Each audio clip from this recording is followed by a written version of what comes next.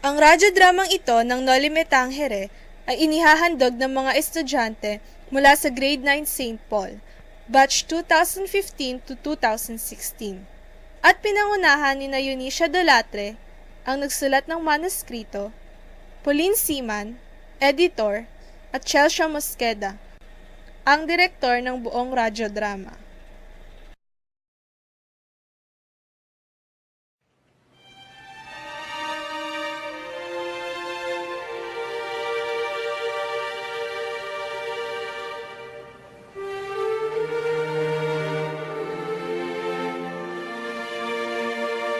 Ang Noli Me Tangere ay isang sipi na mula sa kaalaman ng ating pambansang bayani na si Gato Rizal.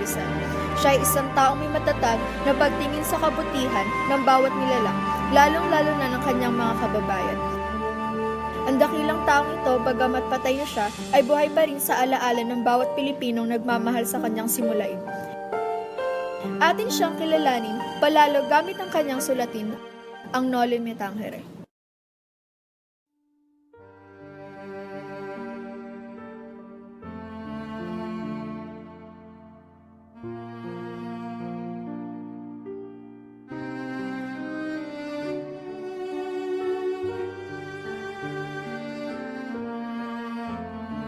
Ang Noli Me Tangere na nangangahulugang "Huwag mo akong salinin."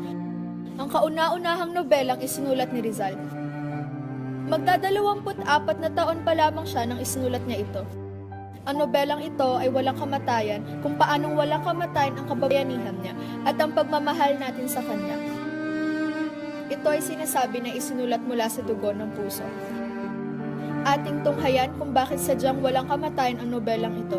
Simulan natin sa mga taong magsisipaghanap upang bigyang kulay ang bawat karakter na nilikha sa isip ng ating pambansang bayani.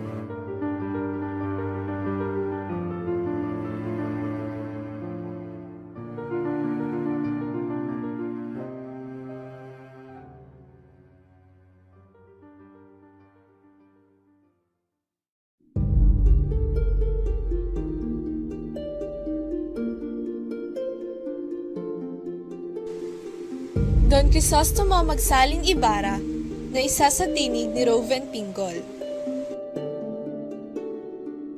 Maria Clara de los Santos, na isa sa tinig ni Liana Mabuti. Padre Damaso, na isa sa tinig ni Martin Babael. Don Santiago de los Santos, na isa sa tinig ni Aldrin Bernal.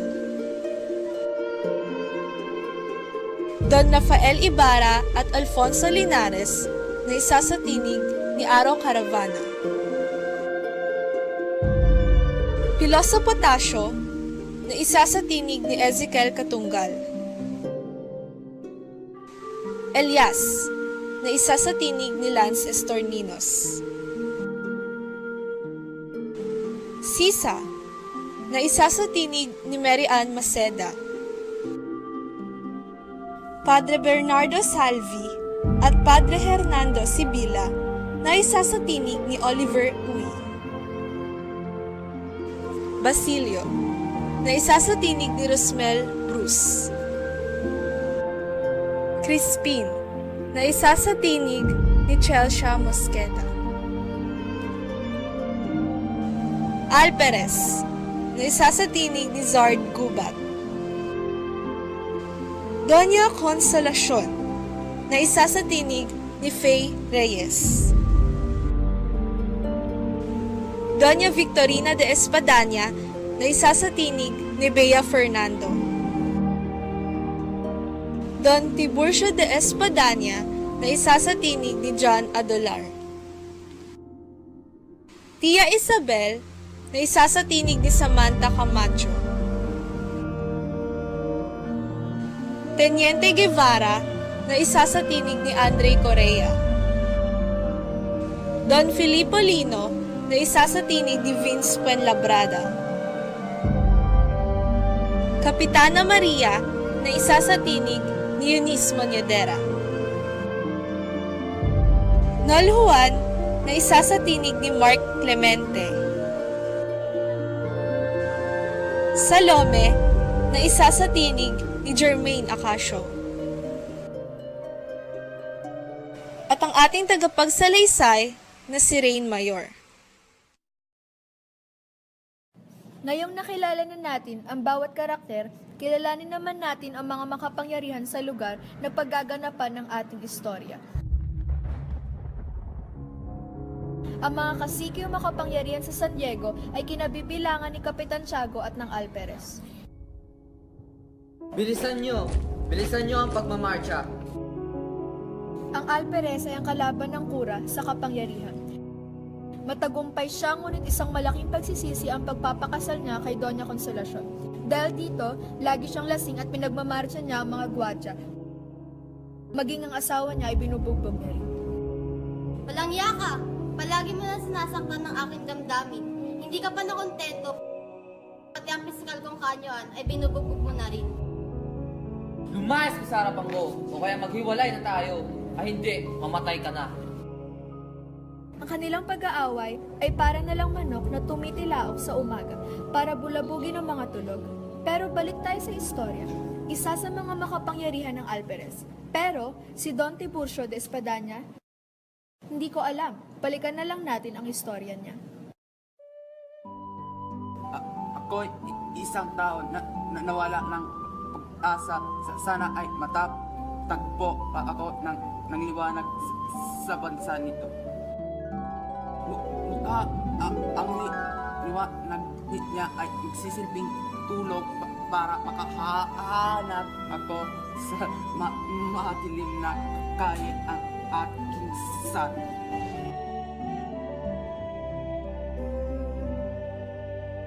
Sa tingin ko, hindi napapabilang sa mga makapangyarihan si Don Tiburcio at lalong dumilim ang kanyang buhay na makita niya ang peking liwanag ni Doña Victorina.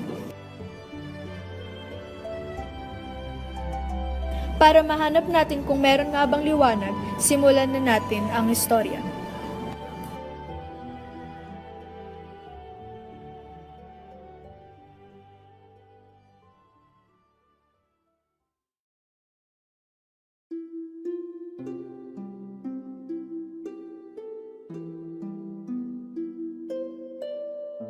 Tahimik si Maria Clara habang binabasa ang mga sulat na ipinadala sa kanya ng minamahal niyang irog, si Crisostomo Ibarra. Mahal kong Maria Clara. Hay, nakakakilig.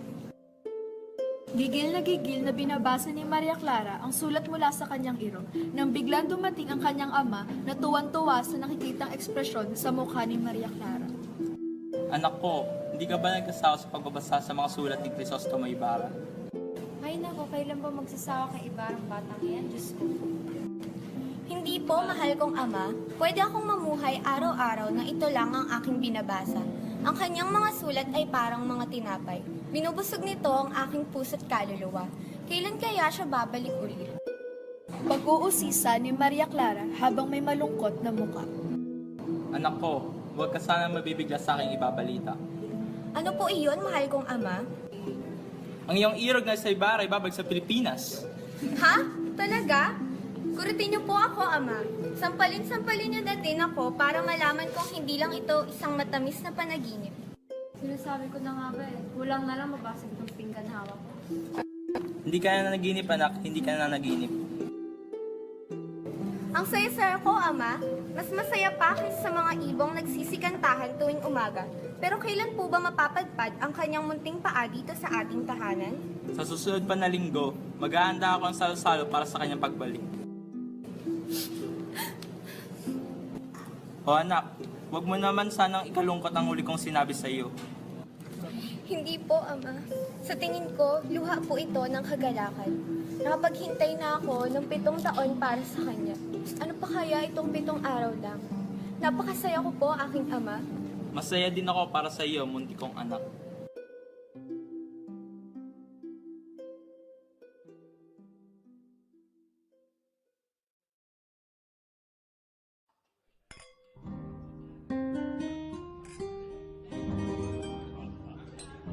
Sa isang salo-salo na ihinanda ni Kapitan Tiago para kay Ibarra, nakatayo sina Padre Damaso at Padre Salvi at nag-uusap. Siya sa Sinabi ko na ba mga magmang talagang mga Indio at pinatunayan niyon ng kaitagal kong paglilingkod sa bayan ng San Diego. Wala silang mga moto at nakapwisit. Sila ay sadyang makasalanan at hindi man lang nilalang mga upisan. Padre Damaso, tayo na sa bahay ng isang Indio. At ano naman ang nais mo iparating sa akin? Alam mo naman na bawang katotohanan lamang ang lumalabas sa aking bibig. Biglang magpapakita ng presensya sina Kapitan Tiago at Crisostomo Ibarra. Magandang gabi sa inyo. Kinagagalak kong ipakilala sa inyo lahat ang anak ng aking yumaong kaibigan. Siya si Crisostomo Ibarra. Magandang gabi sa inyong lahat. Padre Damaso, isang matalik na kaibigan ng aking ama. Isang matalik na kaibigan ng aking ama. Hindi ako bingi. Narinig ko ang iyong mga sinabi, pero nagkakamali ka. Hindi ko naging kaibigan ng iyong ama. Ganun po ba? Paumanhin po sa aking nasabi. Ikaw ang anak ni Don Rafael Ibarra. Hindi po kayo nagkakamali. Maligayang pagbabalik galing sa Europa. Kilala ko ang iyong ama. Tama na muna ang pag-uusap dahil nakaanda na ang inyong mga hapunan. Ano ba naman si Kapitan Tiago? Hindi man lang ako pinakilala sa mga babae. Magandang gabi. Ako si Crisostomo Ibarra. Pagkatapos bumati sa naturang Donya, umalis na si Ibarra.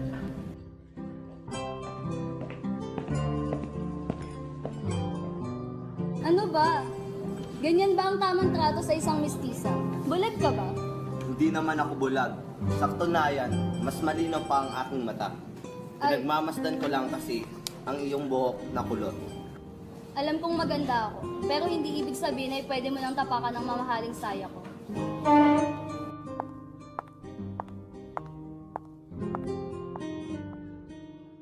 Uupo sina Ibarra, Doña Victorina at Kapitan Tiago.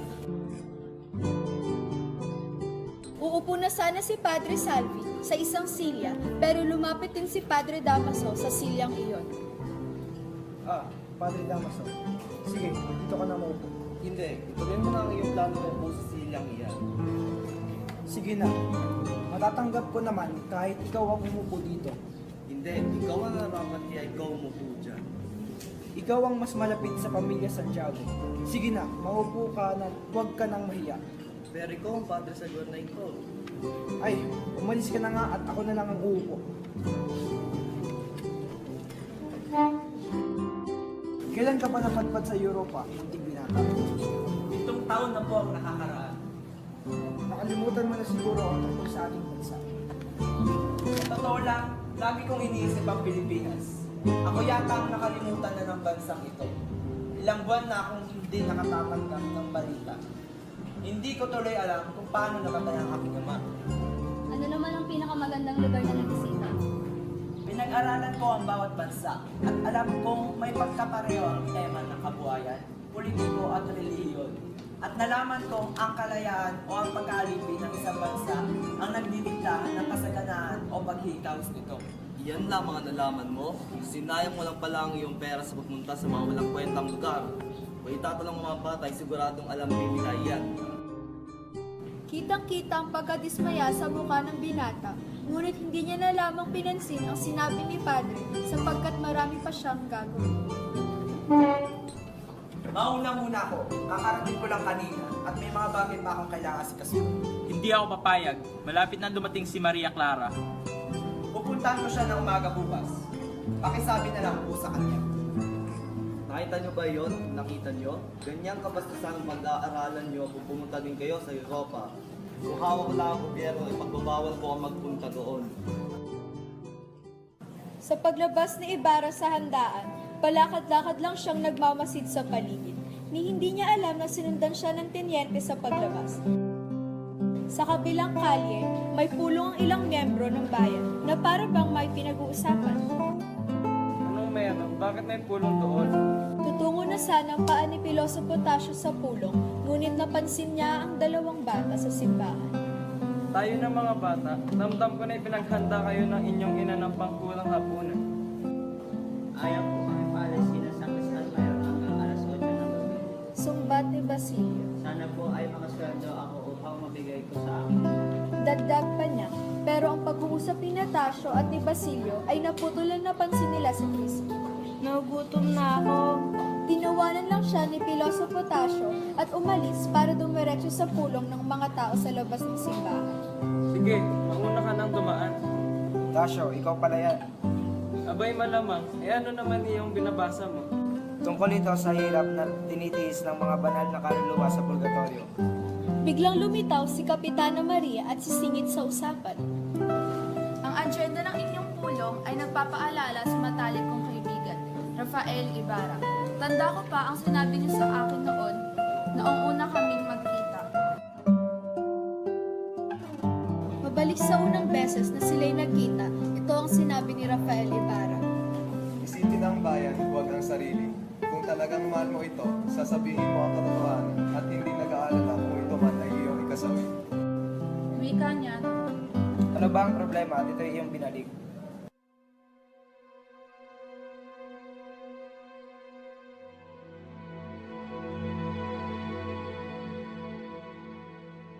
ang anak ng nasirang Rafael Ibarra ay kararating lamang mula Europa at bumaba kaagad sa karwahe tungong sementeryo. Sa itong malaking dagok sa kanya.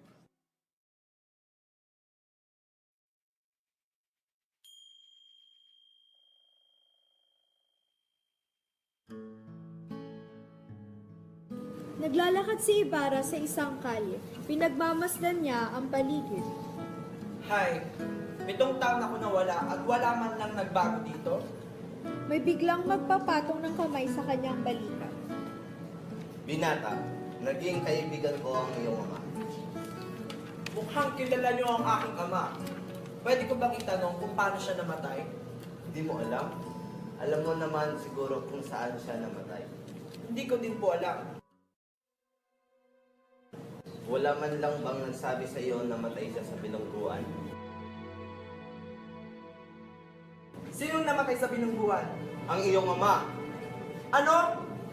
Ano sinasabi niyo? Naasar niyo ba ako?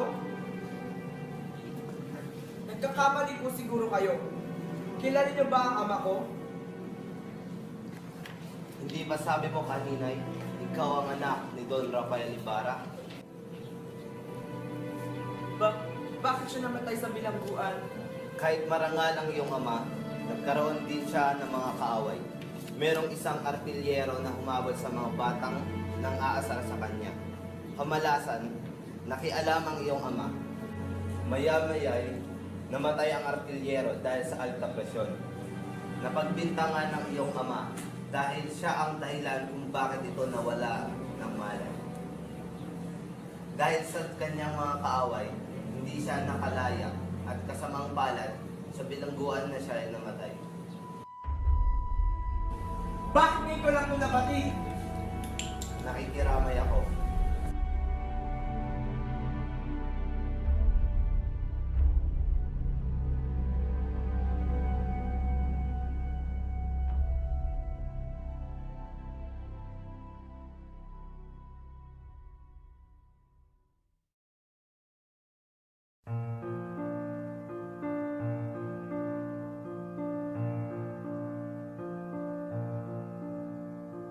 Sa sumunod na araw, nagkita ng muli sina Ibarra at Maria Clara.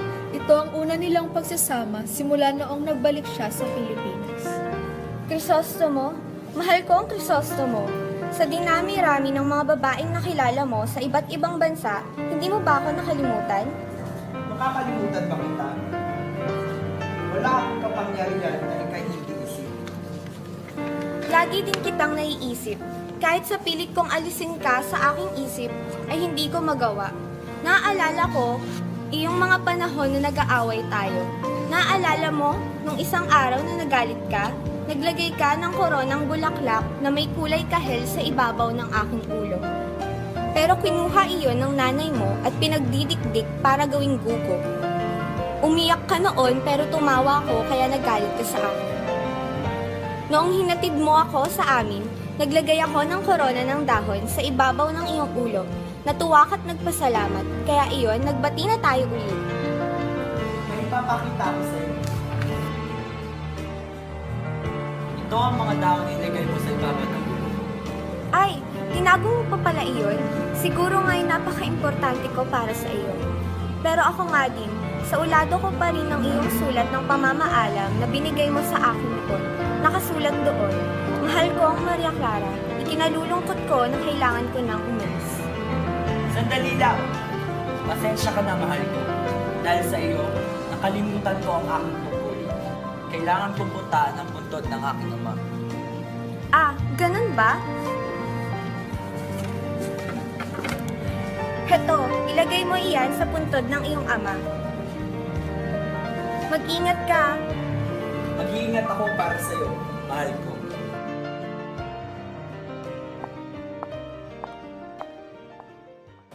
Pitong taon na nga kaming hindi nagsama, tapos itong pag-uusap namin, hindi lang niya pinatagal ng 7 minuto. Iiyak na sana si Maria Clara nang biglang tinawag siya ni Padre Damaso. Maria Clara, umiyak ka ba? Ah, hindi po, Padre Damaso. Padre Damaso, nandito ka pala. Santiago, kailangan natin mag-usap sa loob ng iyong opisina. Sige. Tahimik lang na pinagmasdan ni Maria Clara ang pag-alis ng kanyang ama at ni Padre Damaso.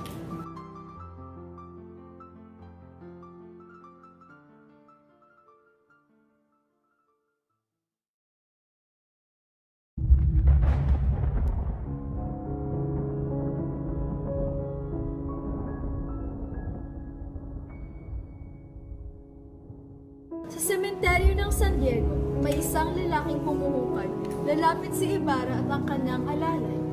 Nandiyan ang puntod ng iyong ama sa likod ng malaking krus. Naalala ko dito, iyon pero nasira na ang lupa. Nasira? Ako ba ay nililibak mo? At ikaw, nasa na ang puntod ng aking ama dito? Iyong krus sa sinunog ko. Sinunog? Bakit? Dahil inutos iyan ng padre. May papakita mo naman siguro sa amin ang puntod. Wala na doon ang bangkay. Ano? Anong sabi mo? Ikaw ba ay isang mangmang? Wala pang 1 taon ang lumipas simula noong inilibing iyon. Inutusan lang ako ng padre. Sabi niya idalhin ko daw sa sementeryo ng mga inchik. Ginawa mo yon? Huwag kang magalit, senyor. Hindi ko iyon inilibing sa sementeryo ng inchik. Buti naman. At hindi mo yun ginawa. Umuulan kasi noon, kaya tinapon ko na lang sa ilog. Ano? Napakalaki mong inutil! Aalis na sana si Ibarra at ang kanyang alalay, pero makikita ni Ibarra si Padre Salvi. Walang hiya ka! Anong karapatan mong gawin iyon sa aking ama? Bitawan mo ako. Hindi ako nagpakulong sa kanya. Hindi iyon! Ipinahukay mo siya at inilipat sa ibang sementeryo. Ano? Hindi ako gumawa ng bagay niya. Mali ang bintang mo sa akin. Kung hindi ikaw, sino? Wala na yung pakulit sa kanya.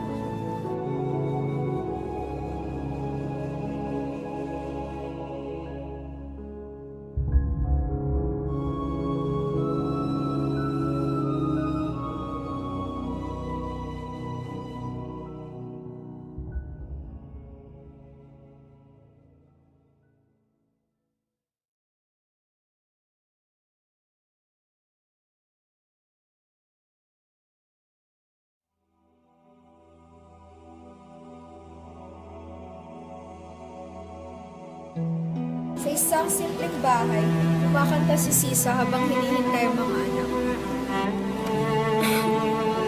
Ang dapat na pagkain para sa mga anak ko ay kinain ng asawa ko. Inubos lahat niya. Wala man lang siyang tinira. Inay. Ang anak ko, Huwag kayong matakot, inay. Nasa simbahan si Crispin. anong ginagawa niya doon? Anong nangyari sa'yo, anak ko? Nadapa ka ba? Binaril po ako ng gwardya. Buti na lang at nakaligtas ka. Bakit pala nasa simbahan si Crispin? Pinagbintangan po siya nagnakaw. Nagnakaw?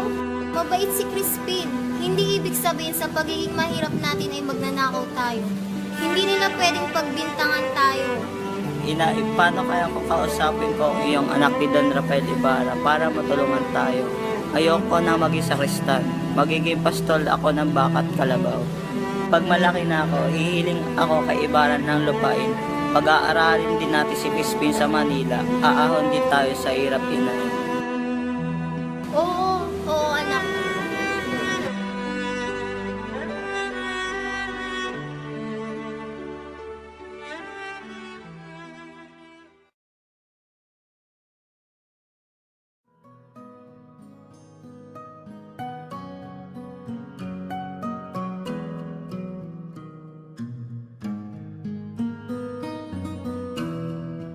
Inihakbang ni Sisa kanyang mga munting paa sa simbahan na may dalang basket ng mga gulay. Saan ko pwedeng ilagay ito? Kahit saan, halatang halata sa tono ng panalita ng alalat na wala itong pakialam kay Sisa. Nandito ba si Crispin?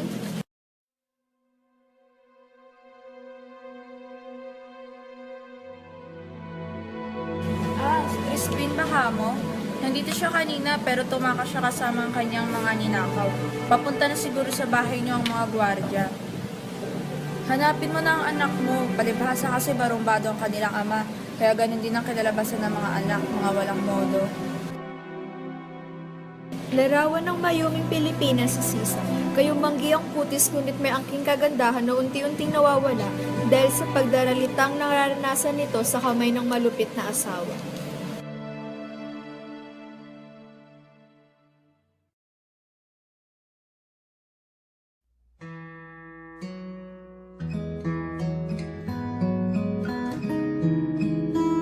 Abala ng mga tao sa San Diego para sa paghahanda sa nalalapit na pistang bayan. Usap-usapan na rin ang pagdating ng Maria Clara at Tia Isabel. Kinabukasan ng bagong gumising ang lahat upang magtungo sa lawan. Isang binatang makisig ang pangangatawan ang kasama nila sa pamamangka. Si Elias ang bangkero ng sasakyan nilang bangka. Masaya ang lahat, ngunit nagbago kaagad ang ihip ng hangin nang may buwayang umatak sa sinasakyan nilang bangka, pero dahil sa ang tapang at kisig ni Elias, nahuli niya ito agad. Huwag po kayo mag-alala, nahuli na ang buhaya. Maayos na sanang lagay ng lahat nang biglang bumalungtot ang buntot ng buwaya, sabay talon sa tubig habang kinakaladkad si Elias. Sakto naman na tumalon si Ibarra sa tubig para iligtas si Elias. Ayos ka lang ba? Ayos lang ako, Senyor Ibarra. Maraming salamat talaga. Utang ko sa iyo ang aking buhay. Sa susunod ay mas mag-ingat ka. Kung wala kayo, siguro'y napatay na ako ng buhaya. Maraming salamat ulit. Sa susunod na ikaw naman ang mapahamak, ay ikaw din naman ang aking tutulungan. Sige, Elias, tulungan natin ang isa't isa. Huwag kang mahiyang lumapit sa akin kung sakaling kailangan muli ako. Ganon din ako sa iyo. Tawagin mo lang ako kapag ako naman ang kailangan mo.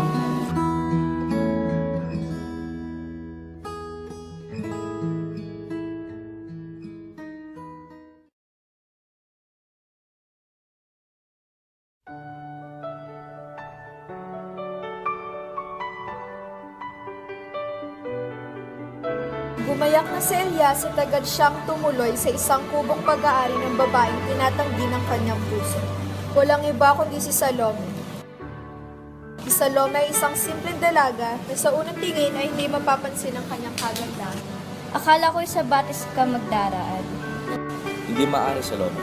May mga patrolyo doon, may nakakita sa akin. Diyos ko, Nakakabingi matagal katahimikan sa paligid. nasiyahan ka ba? Sila ang nasiyahan. Ikwento mo sa akin para na rin akong nakasama sa inyo. Namangka sila ng isda at marami pa.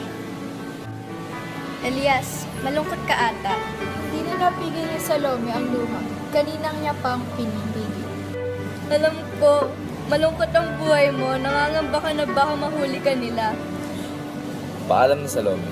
Gabi na at sabi mo hindi magandang nakikita ng kapitbahay na inaabot ako ng gabing ito. Ay, sus Maria.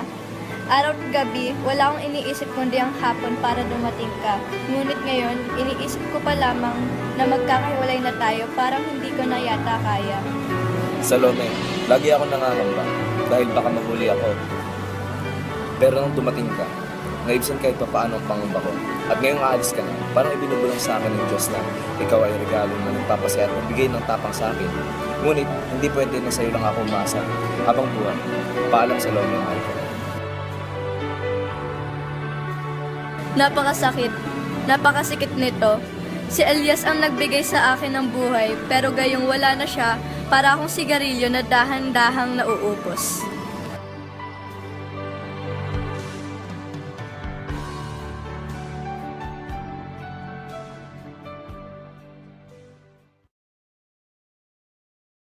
Dahil sa panlilibak ni Padre Damaso sa ama ni Ibarra sa piyesta, kahapon sa San Diego, naghimutok ang binata at muntik kang mapatay si Padre Damaso na kung hindi pa aawatin ni Maria Clara ay hindi siya may himasmasan at dahil dun dito, hindi natuloy ang kasalin na Ibarra at Maria Clara. Para magkaroon tayo ng kapayapaan, iuurong ko ang kasal niyong dalawa ni Senyor Crisostomo Ibarra.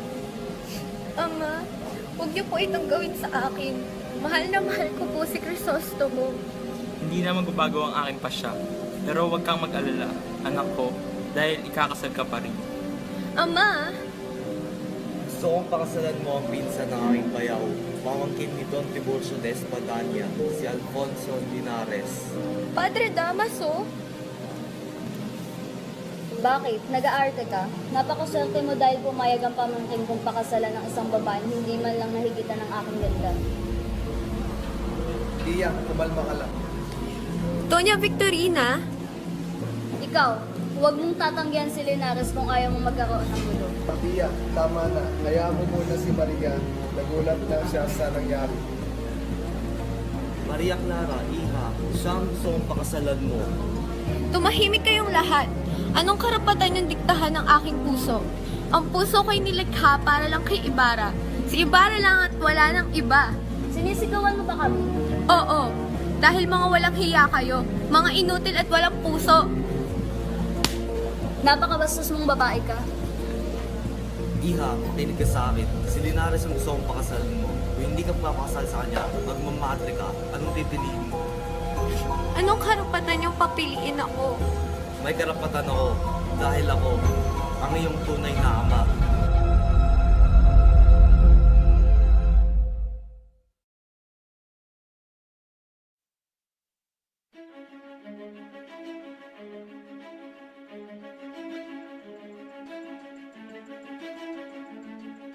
Natitiyak mo bang magagawa niya yun? Napakabait ng aking amo. Si Crisostomo, siya yun. Sigurado ako sapagkat narito siya sa Pilipinas upang ipaghiganti ang kanyang ama. Sa tulong ni Padre Salvi, napagbintangan si Ibarra sa krimen hindi niya naman ginawa. Dagdag pa dito ang muntikan niyang pagpatay kay Padre Damaso. Ngunit bilang ganti ni Elias sa pagtulong sa kanya ni Ibarra, noon, tinulungan siya nitong tumakas. Nasa barko sila ngayon at nag-uusap. Senyor, makinig ka. Itatago kita muna ngayon sa bahay ng aking kaibigan sa Mandaluyong. Para mamuhay kasama ang estranghero? Para mamuhay kang mapayapa.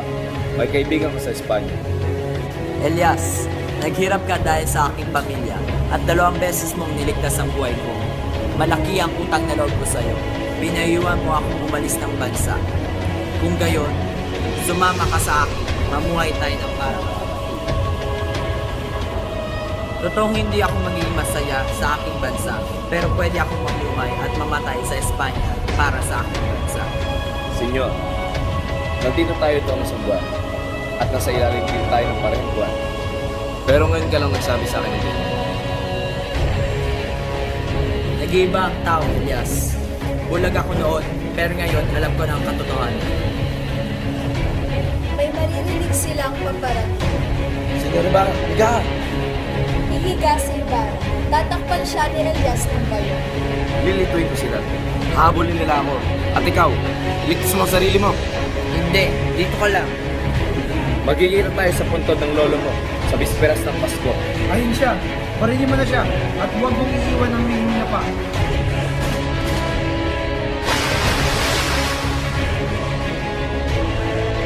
Umayo si Elias at tumalon sa dagat sa may sikat sa bangka. Sa huli siya ay nilitaw, pinapaputukan siya.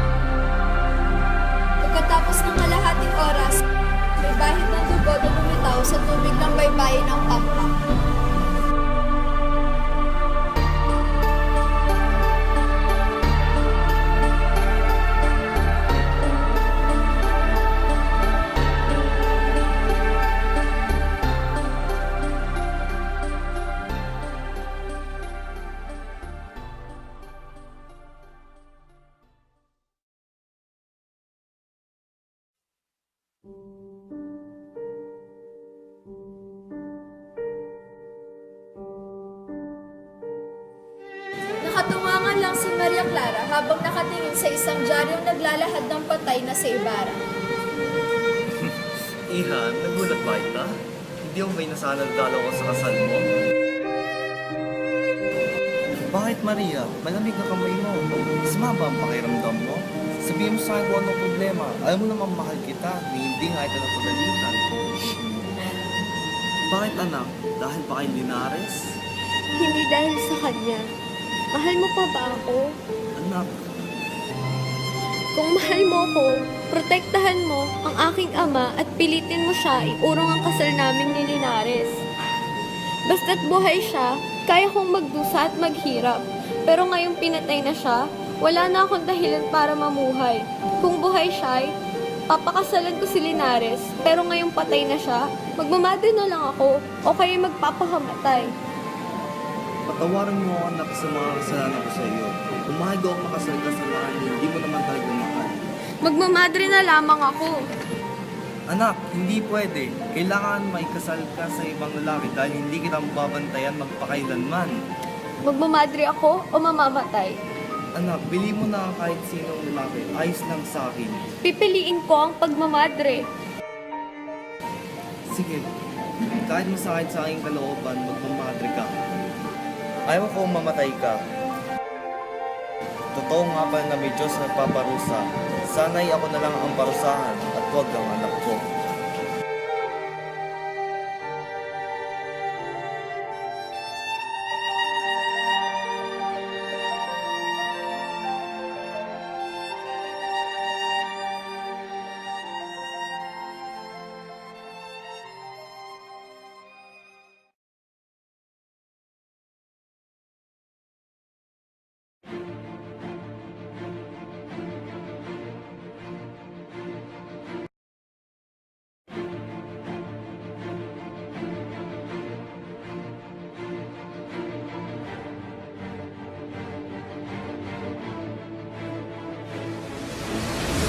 Ang Nolimitang Hire ay sulat ng ating pambansang bayani, Gat Jose Rizal, upang imulat ang kamalayan ng bawat Pilipino sa pangaaping dinadanas nila sa mga Espanyol.